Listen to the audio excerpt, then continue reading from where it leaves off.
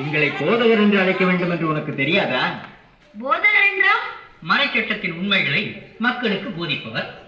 அப்படியானால் எனக்கு சில உண்மைகளை விளக்க முடியுமா? உன் போன்ற சிறுவனுக்கெல்லாம் பதில் சொல்லிக் கொண்டிருக்க எங்களுக்கு நேரமில்லை. சிறு பிள்ளை என்ன பெரிதாக கேட்டுவிடப் போகிறான்?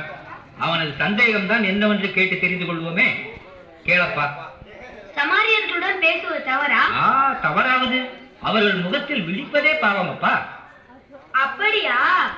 உன் மீது நீ அன்பு கூறுவது போல் உனக்கு அடுத்திருப்பவர் மீதும் அன்பு கூறுவாயாக என்று கடவுள் கட்டளையிட்டிருக்கிறாரே, அது அந்த சமாரியர்களுக்கு பொருந்தாதோ? அது எங்களுக்கு நேரமாகிவிட்டது. பொருங்கள். இன்னும் ஒரு சந்தேகம்.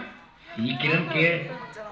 ஒருவன் தன் சொத்தை எல்லாம் கடவுளுக்கு நேர்ந்துவிட வேண்டும் என்றால் கோர்பான், அதாவது காணிக்கை என்று சொன்னால் போதுமாமே?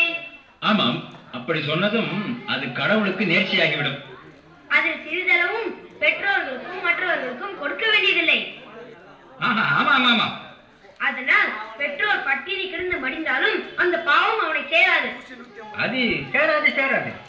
ஆனால் கடவுள் தாய் தந்தையை போற்று என்று கூறியிருக்கிறாரே, தாய் தந்தையை தூற்றுகிறவன் செத்து ஒளியட்டும் என்றும் கூறவில்லையா? அது திருமணிடம் வாயை கொடுத்து வம்பில் மாட்டிக்கொண்டோமே. இந்த சிறிய வயதில் இத்தனை ஞானமா? நம்ப முடியவில்லை. இன்னும் நமக்கு இங்க என்ன வேலை? போய்விடுவோமா? நான் கேட்ட எந்த கேள்விக்கும் பதில் சொல்ல முடியவில்லை. பிறகு உங்களை நான் எப்படி ஐயா போதகர் என்று அழைப்பது? மிகவும் புத்திசாலி பிள்ளையப்பா நீ. உன் சந்தேகம் தீர்ந்து விட்டதல்லவா?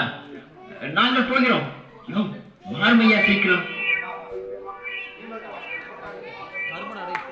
மகனே, உன்னை எங்கெல்லாம் தேடுது? எங்களை இப்படியா தவிக்க விடுறது? ஏன்பா இப்படி செஞ்ச? அம்மா, என்னை நீங்கள் ஏன் தேட வேண்டும்? நான் என் தந்தையின் அலுவல்களில் ஈடுபட்டிருக்க வேண்டும் என்பது உங்களுக்கு தெரியாதா? என்னப்பா சொல்ற? ஒண்ணும் புரியலையே.